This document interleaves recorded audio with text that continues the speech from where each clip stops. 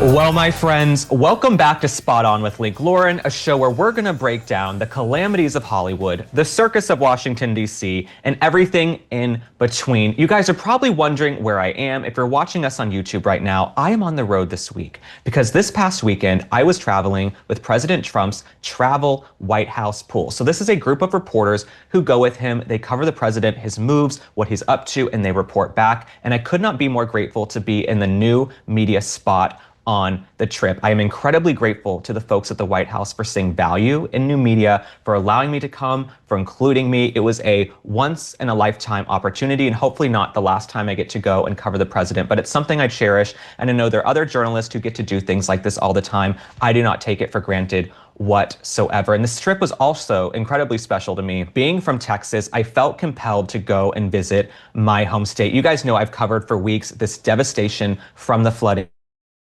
back home in Texas. I know dozens of girls who went to Camp Mystic. I know so many people in that area. There's not a person across the state of Texas who has not been personally affected and impacted by this tragedy. And so to get to travel with President Trump to Texas to witness this, especially with the First Lady, who you guys know I love and adore, and I think has been so unfairly maligned by the media. I talk about that all the time. This was just an incredible opportunity. It was also an incredibly moving day. It was a heavy day. It was a somber day. It's not the typical trip you're going to take with the president, but I felt like the universe, God, the stars aligned for me to be able to go on this trip. And as I said earlier, I'm just so incredibly grateful I got to go because it was so meaningful to everyone I know back home in Texas. And if you guys have been with me on social media, on X, on Instagram, the response to my coverage already has been so incredibly positive. And I think so many people from across the state of Texas appreciate having someone from the state go to the press conference and travel to see the devastation. And so one thing I can tell you, walking through the day, we met up at Joint Base Andrews. That's where Air Force One takes off. So we go to Joint Base Andrews, and I'm going to skip over a lot of the security stuff. I don't think I should really go into all of that, but we go to Joint Base Andrews. We wait for President Trump. He arrives from the White House on Marine One. So then we board Air Force One. We head to Texas. We land in Texas, you guys. We go from Air Force One, we run to these Osprey helicopters. So I have never been in an Osprey helicopter. I think I've been in a helicopter one time when I went on a family trip to the Grand Canyon. We did one of these tours in a helicopter. Had never been in anything like that, but we run, we get in the Osprey, we strap in, we land in a field, we get in the motorcade, we take the motorcade to see the utter devastation from this flooding. And I'm here to tell you, the scale of this tragedy is something that just the cameras don't even do it justice. You cannot tell when you're watching mainstream media or news exactly what has happened in Texas. When we're driving in the motorcade, first off, people are lining the streets. They have flags and signs. These are people who, some of them have lost everything. They've lost loved ones, but they love this country and they appreciate the fact that President Trump came and showed up for them. Because if you remember, Joe Biden took him, over a year to visit East Palestine, Ohio? Took Pete Buttigieg weeks, his Secretary of Transportation. I mean, that administration really did not show up for the people in this country. And what we have on the screen right now is a lot of footage that I took during the trip. A lot of the footage that's rolling, that's all that I took with my iPhone. You guys know me, I'm committed to always just filming with my iPhone. That's part of being new media. And so for President Trump to show up, the motorcade is rolling through Texas and Kerrville, and people are lining the streets, and they could not be more happy that he came. There's really nothing you can say, right? You can express condolences. You can say, we see you, we hear you, we feel your pain. But just being there and having the president and the first lady show up meant so much to this community. So we're driving around, and we won't show too many clips of this, but the trees are just demolished. Everything, it looks like a war zone when you are driving through Kerrville. And so our first stop of the trip, we go, and that was the clip where you have a fire truck and President Trump was going to meet with the first responders. And so this was a stage that was set up, I believe, for a 4th of July parade. The stage was then flipped over. The flooding devastated the area. The trees are all toppled over. President Trump was then going through the line, shaking hands with first responders. He got to meet Scott Ruskin. You guys remember Scott Ruskin? He was the Coast Guard officer whose team rescued hundreds of people. He is a hero. I hope he gets to come to the White House at some point. So he was briefed. He met with Governor Greg Abbott, who was there as well. He shook hands with first responders. They took pictures. The First Lady Melania Trump was there. It was a beautiful moment for him to show up for these folks in Texas. So then we get back in the motorcade and we roll to the next event. So the next event was the roundtable that was all over the news. If you guys were watching the news this past weekend, there was the roundtable, and anybody who's anybody in Texas politics was there. You had John Cornyn, Chip Roy, Pete Sessions, Beth Van Doon, Governor Greg Abbott, Senator Ted Cruz, you had Kristi Noem, you had Brooke Rollins, you had Kelly Loeffler, you also had Dr. Phil, who showed up at the roundtable. So everybody came to this roundtable to rally around this community and say, we're here for you, we support you, we're going to rebuild, we're going to help you find your loved ones. Because for some of these folks, all they want is a body. As sad and as devastating and unconscionable as it is to even say out loud, so many of these families, they are just praying and hoping they can find a body. And so before the roundtable in private, President Trump and the First Lady met with some families. She was gifted a beautiful bracelet from the girls at Camp Mystic. These bracelets are very well known throughout Texas. These bracelets just have so much lore and they're very well known. And it was a very somber occasion. There were times where I was moved. It was very emotional, people sharing their stories and seeing this community that's just been ravaged. And all I can keep thinking about is when I went to summer camp, right? When I was 8 years old, 9 years old, 10 years old, and you're innocent, you have your whole life in front of you, you're having fun, and then a once in a generation tsunami rolls through that you're not expecting, and these girls are swept away. And that was just what kept coming through my mind when we were down there in Texas. And I'll tell you a little anecdote of just how much this community is holding on and holding out hope and coming together. So there was a woman before the roundtable who was walking around, and she had this big book. It was torn up. It had Post-it notes in it. Pages were ripped. This big book. And I'm like, what is that book? What is she carrying? And she's very emotional. I did not take a picture or video of her, of course, out of respect, but she was emotional. She seemed to really be going through a hard time, clearly has lost a loved one. And when she got up closer, she was sitting a few seats in front of me during the roundtable. The book was a Bible. So she was carrying around this Bible, holding out hope, praying to God that she could just find her child and to get a body back. And so that was just really one of the most salient memories that stuck out to me from the trip to Texas and being at the roundtable. Of course, going around and hearing from Greg Abbott, President Trump, everybody at the roundtable, Kristi Noem, what they're going to do to rebuild. And they have a meeting, I believe, in about a week to talk about what we can do to mitigate any type of issue like this, any type of tragedy happening in the future like this, what we can do to fortify these communities and what we can do to rebuild. And there's so many businesses, small businesses that were affected. But to see this woman, she's walking around carrying a Bible, and the Bible has miles on it. This woman is clearly praying and just holding out hope that she can find her loved one who's still missing. And so this really is search and rescue. This is search, let's find a body. There are families who refuse to go home until they find their children's bodies, right? It's really something out of a nightmare and a horror show, but I felt like it was so important to be there because knowing some of these congressmen, knowing some of these congresswomen, I got to see and speak with them briefly after the roundtable and a little bit before, and then also seeing folks who are part of my state, right? This is my home state of Texas. Everybody in Texas knows someone who has been affected by this tragedy. And so I felt like I was in the perfect position to go film footage in a way that's respectful, get the details we needed to paint the picture for you guys and to relay exactly what was happening on the ground. But it's also my community, and I don't know a lot of other influencers who have the background and the geographical knowledge. As you guys know, and I've told you before, I've been in contact with some of the families impacted by this tragedy. I have a list of where all these girls went to school. If you're from Dallas, you know Bradfield, Higher, UP, Armstrong. These are all elementary schools in Dallas. Some of the girls from Camp Mystic went to. And so to be there, I think that's why I was so moved. And of course, it's not about me, but why I was so moved is just because these little girls went to camp. Some of them sent letters home that the parents are currently receiving, but the girls will never return home. And that was something that was pointed out to me that really, really moved me. And so I'm incredibly grateful that I got to travel with President Trump and the First Lady, our incredible First Lady, Melania Trump, who pledged to go back down there. She's going to go back down. She says, I promise we will be back. And one thing I know about Texas, and if you guys are watching the roundtable, I asked the president a question. He took a few questions at the roundtable, asked him a question as well as Governor Greg Abbott. And I asked about these folks on the left who continue to politicize this crisis, like Jasmine Crockett and others. They continue to point fingers at the Trump administration and say, it's your fault, you're the reason this natural disaster happened, which is ridiculous, asinine, and counterproductive to search and rescue, counterproductive to everything going on. But I asked President Trump what he thought about this, folks on the left politicizing the issue. And I said, One thing I love about Texas and being from the state is that we really come together and rally around each other in a time of crisis, right? So we reach across party lines, ideological lines, and really rally together in a crisis. And so what's so disheartening is seeing folks like Jasmine Crockett politicize this issue. And you've got the DNC war room sending out emails. If you actually go down there, if Jasmine Crockett would actually go down there as a congresswoman from Texas and see with her own eyes what's going on, and people, we were in the motorcade and people are holding each other crying on the side of the streets because there's no good news.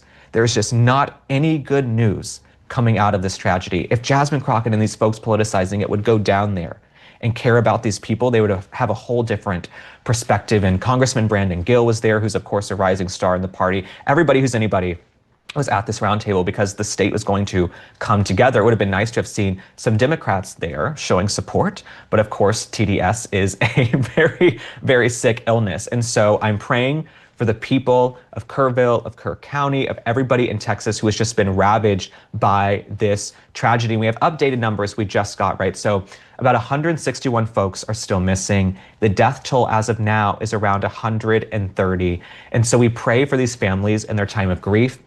It was a privilege to be there. It was a very heavy day, a somber day.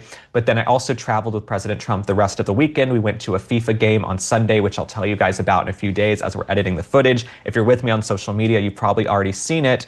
But the trip, although it was heavy and emotional and not your typical trip, I really feel so blessed that I got to go and cover it in a way that was respectful and with the tone that it needed, and to see up close just how devastated this community was. And so we're praying for the people of Texas. We are thinking of you. And I'm so grateful that I got to travel with President Trump. I do not take it for granted whatsoever. And I know many of you have been asking, what did we eat on Air Force One? What did we drink on Air Force One? You guys want to know all the fun stuff and the exciting stuff.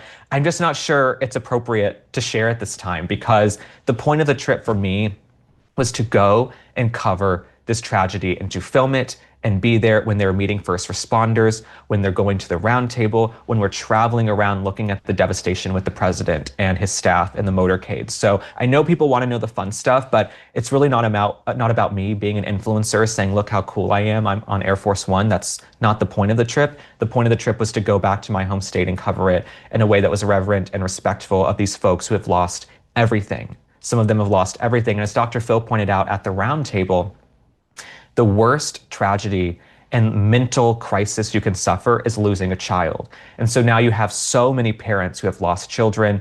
And the one last thing I want to say that became evident when we were down there, a lot of these parents are kids themselves, I felt. A lot of these parents who've lost their little girls who are 7, 8, 9 years old, these parents are in their 30s, right? They're really young parents and they're trying to grapple with this and navigate this. And I think because my parents were so old when they had me, it's hard for me to remember that a lot of parents aren't as old. And so just seeing these parents down there, they're kids themselves, they're trying to locate their children. It's really something out of a nightmare. But what I said about Texas is true. We come together in a crisis, we rally around each other, and so we are praying and thinking of you, and I couldn't be more grateful to travel with President Trump to witness this and see it for myself. Now, Sunday night, when we landed back at Joint Base Andrews on Air Force One, President Trump came off the plane to gaggle. So what it means to gaggle is when the president comes down and he speaks with the press and they throw out questions, they pepper him with questions. And so last night, Sunday, President Trump came over and took some questions. So I, of course, did not miss an opportunity to ask him about things that I was interested in and issues that I also know you are passionate about. And one of the issues we are all passionate about is keeping men out of women's sports. It is insane that we even have to have this conversation in 2025, that grown men are in locker rooms and on sports teams with little girls. But some of these liberal states, these leftists, do not want to comply with the executive order. And of course, they're now going to have some funding strip. There's going to have to be hell to pay if you keep pushing men into women's sports. And so last week, Gavin Newsom said he does not want to comply with the executive order, right? He does not want to get men out of women's sports. He has flip-flopped on this issue, but that's because Gavin Newsom only answers to his donors. Gavin Newsom doesn't stand for anything, right? I don't know how, as a father and a husband, he wants men in girls' locker rooms. And I actually asked President Trump about this on the tarmac at Joint Base Andrews. We have a clip. Gavin Newsom's fighting to keep men in women's sports. He's fighting with Vance, McMahon. As a father, as a husband, does he hate women? Why does he want men and women's sports so badly? No, I don't know if he hates women, but look, he thinks it's good politically, I guess. He's just saying Gavin Newsom wants to keep men in women's sports. Nobody understands it. Very few. I say it's a 3% issue. You know, they say it's 80-20. It's not 80-20. I think it's 97-3. So I couldn't be more grateful that President Trump gave us the time, that he took some questions, and I just had to ask that because it has just bugged me since last week. I don't know what kind of man Gavin Newsom is, that he is now fighting with Attorney General Pam Bondi, Secretary of Education Linda McMahon, to keep men in women's sports. This really isn't even an 80-20 issue anymore. When I speak to people, I can't find hardly anyone who thinks this is okay. Of course, there are deranged, radical leftists who think men should just be able to have, carte blanche into any space because they decide to identify as a woman. So President Trump, I'm glad he pointed out that it's not really 80-20, it's like 97-3, and I don't know what Gavin Newsom is doing. If he wants to run for president in 2028, good luck to you, because Americans want common sense. The reason President Trump won every single swing state and the popular vote is because he ran on a platform of common sense, and the left has gone way too far left, and they've been co-opted by this small radical minority, right? This loud but vocal minority in their party is who they've been taken over by. So Gavin Newsom, good luck to you if you want to run in 2028, and good luck to you in this fight with the DOJ, with McMahon, with Bondi, to keep men in women's sports. I think it's absolutely insane. As we saw with Penn recently, and Riley Gaines, Paula Scanlon, and the entire swim team that had to compete against Leah Thomas, they have now gone back. Right? They have now gone back, they have acquiesced, and they have given in and folded to the Trump administration, as they should have, right? You should not have men in women's sports teams or in women's locker rooms. And so I'm grateful to President Trump for taking the question. One thing I also had to ask him about was Rosie O'Donnell. As you guys know, I do these Rosie O'Donnell updates. She's over in Ireland, but she still likes to opine on American politics. I don't know why. I don't know why she left the country, and she still wants to chime in on everything we have going on here, but she must have a strong Wi-Fi connection over in Ireland. And so I had to ask President Trump about this as well, because when we were on the trip with him over the weekend on Saturday, he did a post on Truth Social about Rosie O'Donnell. So we have it here. He said, because of the fact that Rosie O'Donnell is not in the best interest of our great country, I'm giving serious consideration to taking away her citizenship. She is a threat to humanity and should remain in the wonderful country of Ireland if they want her. God bless America. And so I had to ask President Trump about this, because you know what? I'm there to ask the things that I know you guys are interested in. So we got men and women's sports. I asked him a question at the round table that was a more moving, deep, thoughtful question, but I had to ask about Rosie. I had to ask about Rosie O'Donnell. And you guys know, I've met Rosie O'Donnell before. I met her years ago. We took a picture together. She was perfectly fine, a little weird, a little wonky, but what do you expect? Most celebrities are. But Rosie O'Donnell had to ask President Trump about her, and here's what he had to say. So Rosie O'Donnell, she went on Chris Cuomo's show recently. She blamed you for the fact that she's overweight, depressed, and drunk. What do you say to that? Do you think PDS is going to ever be a DSM-5 diagnosis? I don't know about Rosie. I watch Rosie. Rosie's a mess. She's a mess. But she left our country, which is a good thing, not a bad thing. I'm also grateful that Rosie O'Donnell has left our country, but the point is, when you leave the country, when you flee the country because you don't like the president of the United States, which is a ridiculous reason to flee the country, also a very elitist thing to do. Most folks can't just leave a country and move to Ireland when they want to, but she's part of the 1% of the 1%. She's a rich, famous celebrity, so she moved to Ireland. I am so happy she's gone, but why do you still want to chime in on everything we have going on here? If you left the country, then leave. It's like you leave the party. It's like you leave a party early, and then you come to work on Monday, and you want to know everything that happened after you left. What did you guys drink? Did you go to an after party? Did you go to a bar? Why do you care? You left the party. So Rosie O'Donnell, we wish you well in Ireland and your little Irish village, but we got to pay some bills, and after we pay some bills, we'll be back with some more hot topics and news items of the day. We need to make America healthy again, and that starts with what we put in our bodies. I'm constantly on the move, working, traveling, and I need a snack that fuels my body, not poisons it. Paleo Valley's 100% grass-fed beef sticks are clean, high quality, and free from the chemical junk so many other brands sneak in. Most healthy beef sticks at big box stores, they're loaded with preservatives like citric and lactic acid. Not Paleo Valley. They use old school fermentation to keep their sticks fresh, no chemicals, just real food. that fermentation also supports gut health, which is something we all need to prioritize. We deserve better than ultra-processed junk pushed by the same industries making us sick. The system may be rigged, but we don't have to play along. Paleo Valley beef sticks come in 5 delicious flavors made from grass-fed, grass-finished beef sourced from regenerative American farms. No MSG, no gluten, no sugar. Over 55 million sold and backed by a 60-day money-back guarantee. Paleo Valley makes 100% grass-fed beef sticks because healthy living should be easy and accessible for everyone. Right now, you can get 15% off your first order using code LINK. Let's make America healthy again, one real food choice at a time.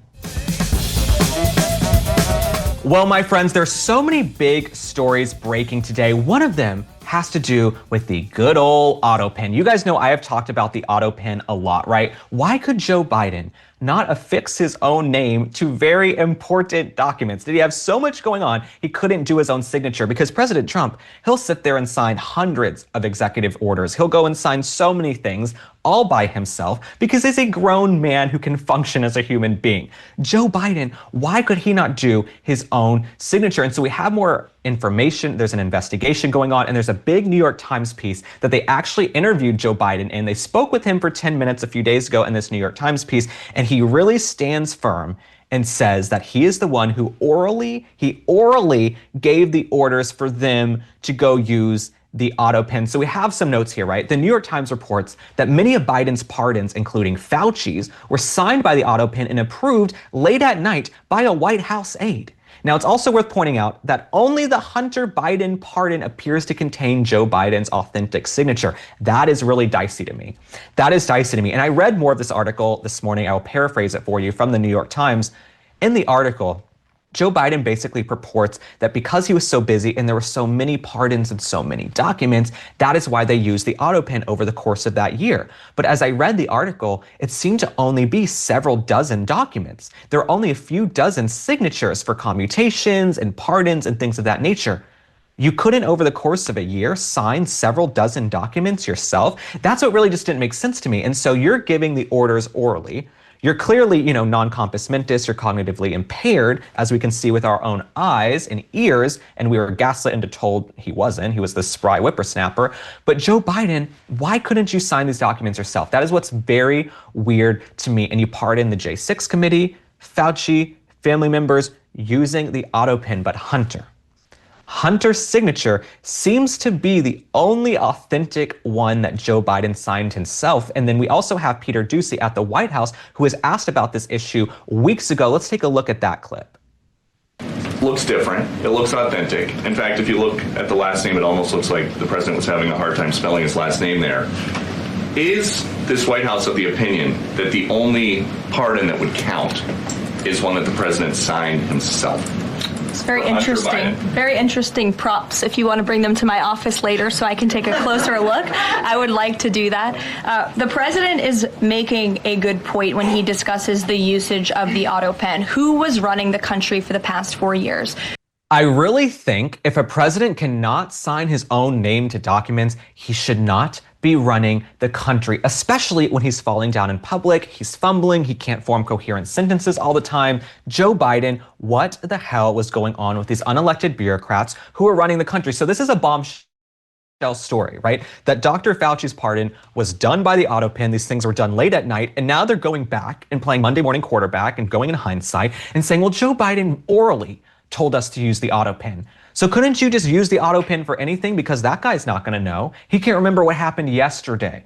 Okay, so this is really fishy to me. And as taxpayers, we have a right to know what's going on. But I want to move on to another story that's been all over the news this past weekend. And it has to do with the cannabis farm in California and the child labor that was going on. Because Gavin Newsom, I don't know what's happening in his state, but it's an utter calamity. He might have to be utter calamity of the week this week. We'll cross that bridge on Wednesday. But Gavin Newsom in California, the fact that he is now defending children working on a cannabis farm, it just goes to show you that President Trump is a genius at getting Democrats to defend indefensible positions, right? They're fighting to keep men and women's sports. They're fighting to keep children on the labor farms in California.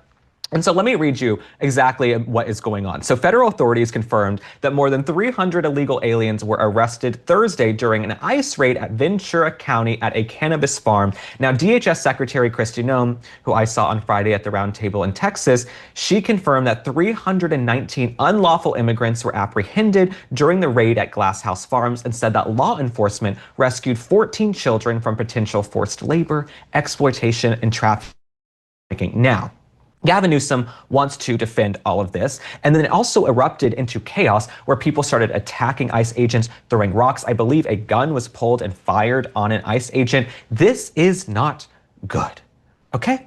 Most people in California that I speak to, they want criminal illegal aliens out of the country. They don't want children being exploited and put to work at a cannabis farm. Call me crazy. And they went to this farm to collect people with long rap sheets. Okay, this narrative that they're just rounding up innocent people is anathema to reality, and it's not really what's happening. They knew they were going there because they were criminals they needed to arrest. People who have raped, maimed, have whole entire rap sheets. So they go there to get these folks, and they find about 14 children. And now the left wants to defend this. The folks on MSNBC and Gavin Newsom, they're like, well, you should let the children stay and work on the cannabis farm. How dare you? That's what's happened, okay? That's what's happened in this country, where the left is now fighting to keep little children exploited working on a cannabis farm. That is really, I think Republicans have material for the midterms and in 2028. But Gavin Newsom has really lost the plot. As I told you guys a few weeks ago, with the fires, and then also with the folks overtaking freeways, with the ICE raids and all of that was going on, people bombing and blowing up cars.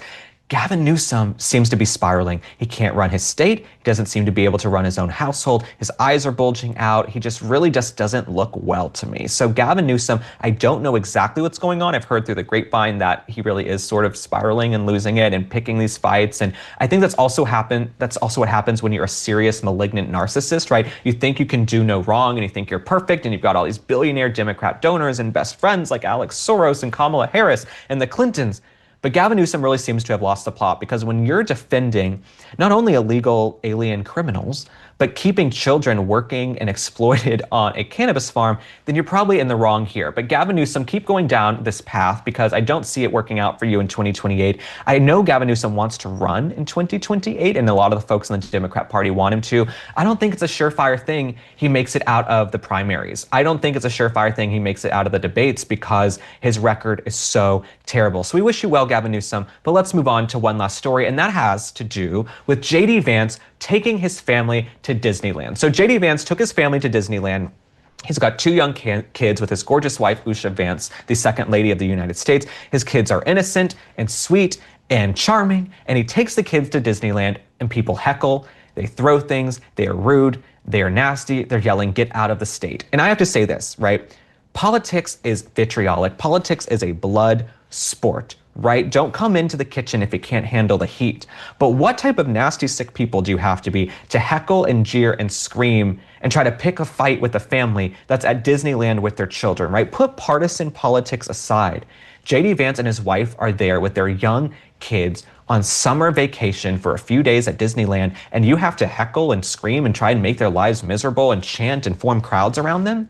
Come on, people. What has happened to the left now, where we want kids to work on cannabis farms and be exploited? We want to yell and make kids feel scared and unsafe when they go to Disneyland? Are you kidding me? But that's what's happening in California. And so I feel for the Vance family.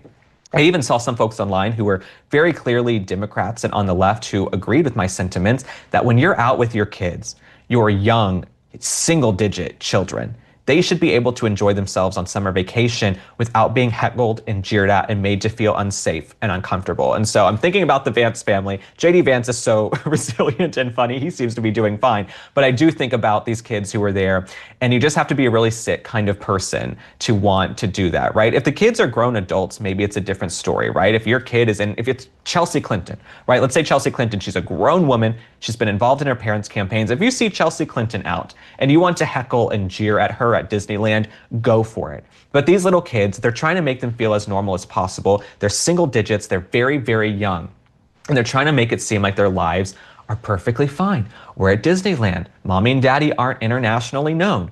And now crowds are forming and yelling and jeering and telling them to get out of the state. So shame on you, all the folks at Disneyland who are doing this. And the last thing I have to say about this topic, to circle back to Gavin Newsom, who's just really a snake oil salesman, disgusting person. He wanted to ramp up the vitriol. This is a father. You would think someone with kids would respect another man with kids, even if they're across party lines and, have very major ideological differences. But Gavin Newsom put out a post and he said, "I hope you enjoy your family time, JD Vance. The families you're tearing apart certainly won't."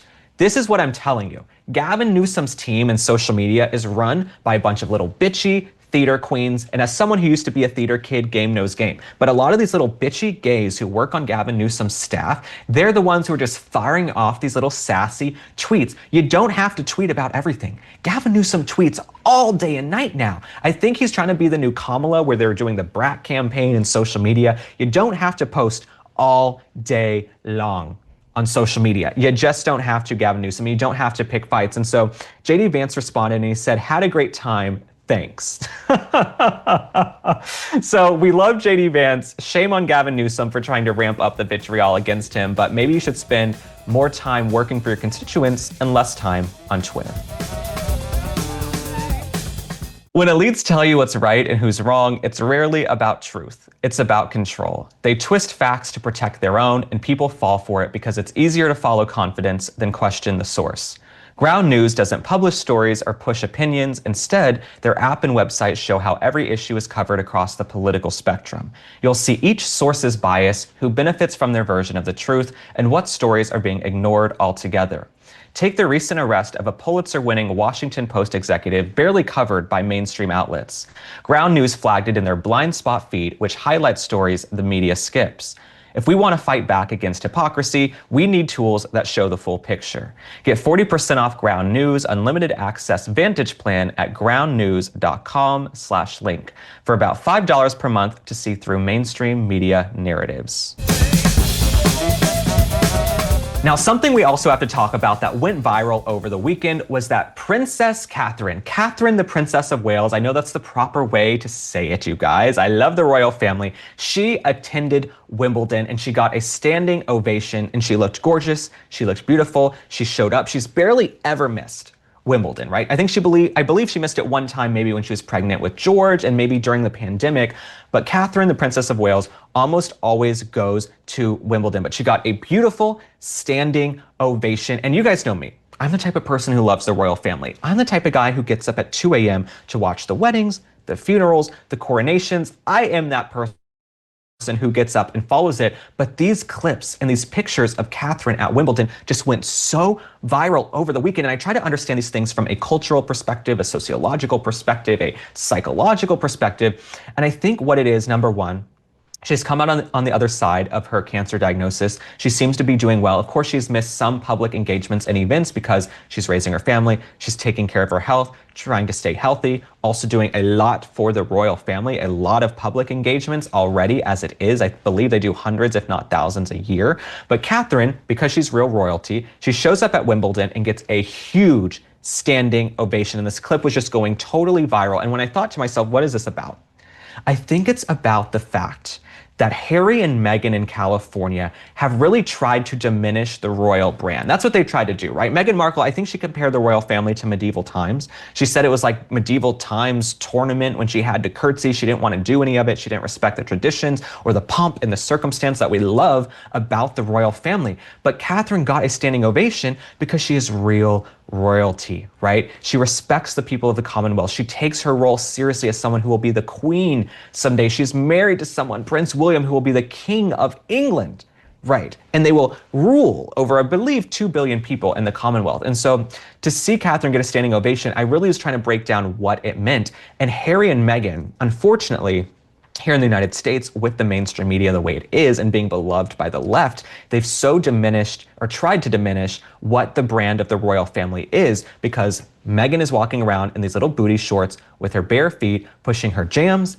jellies, and dog biscuits, and she's an utter calamity. So that's Meghan Markle. Prince Harry, he's allegedly on his psychedelics. He doesn't want to work. He doesn't want to do anything. He wants to blame the royals and everybody for his problems, right? He says he can't even go back to the UK because it's so unsafe for him. And then we find out he's out ringing doorbells and walking around random neighborhoods. So that's who Prince Harry is. So Harry and Meghan have tried with their reality shows, their tell-all books, their stupid cooking show. They've tried to diminish the brand of the royal family, and they keep trying to dine out on their titles. They keep calling themselves the Duke and Duchess of Sussex, but they've barely been to Sussex. They've barely been back in Sussex. I have spent more time in Sussex than Harry and Meghan. And so when you see real royalty, when you see a real royal show up to an event looking beautiful, perfect hair, perfect outfit, she respects the people and the people respect her because she shows up for them.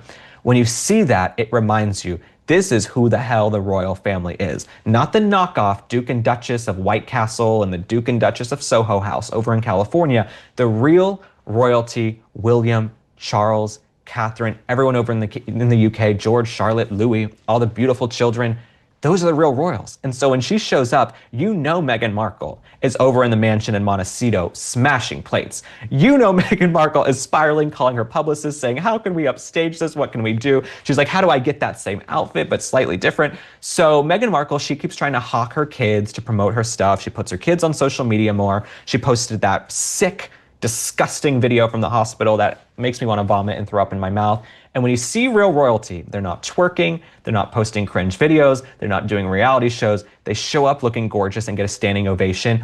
It really puts those little hucksters in California in their place, Harry and Meghan. So we wish Harry and Meghan well, but Catherine, the Princess of Wales, we are happy she is healthy and beautiful and stunning.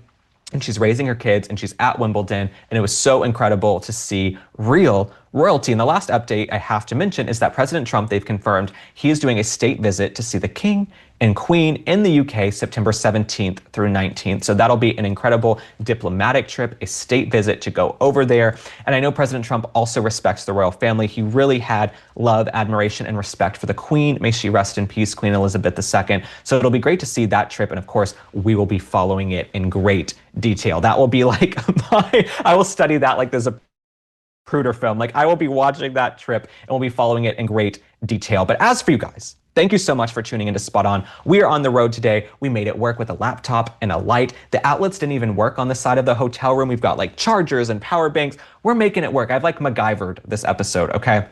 But I have to say, to wrap it up and bring it back to the beginning, I just was so immensely grateful to go back to Texas with President Trump, to see this devastation, to see this tragedy, because the scale of the devastation is not something I would have been able to fathom had I not gone back. And I was actually planning to go back. There were going to be some vigils and some church services and things going on in my community that I wanted to be there for. And so to get to go back with the president was something that was so meaningful. And I really do feel aligned in a way. And I'm just so grateful and I don't take it for granted. But we will be back on Wednesday. I will tell you more about my trip with President Trump, going to the FIFA match and him handing out the trophy and staying on stage and how fun that was.